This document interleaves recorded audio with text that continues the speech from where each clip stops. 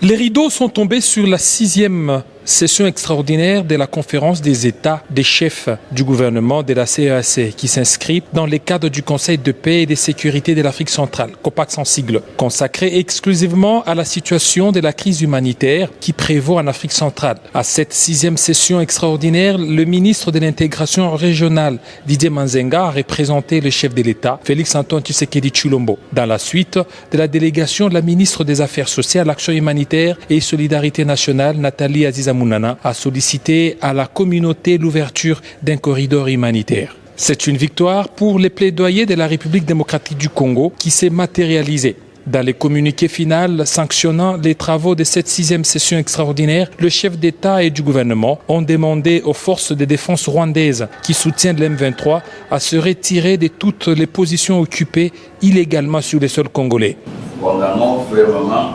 les groupes armés 23 soutenus par le Rwanda et les joignons de cesser immédiatement son offensive et de quitter le territoire occupé illégalement et de respecter les couloirs humanitaires.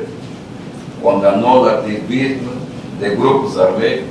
des mouvements sécessionnistes et des réseaux terroristes opérant dans la région, les enjoignons à déposer les armes sans condition de s'engager résolument dans les processus de paix débouchant sur le désarmement, la démobilisation, la réintégration et le rapatriement.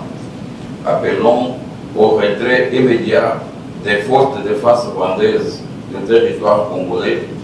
y compris la normalisation du fonctionnement de l'aéroport de Goma, en vue de faciliter le retour des membres du mécanisme de vérification étendu renforcé et du mécanisme de vérification étendu de la conférence internationale sur la région de Grand Lac. Les chefs d'État ont aussi encouragé la poursuite des pourparlers dans le cadre du processus de Luanda et de Nairobi.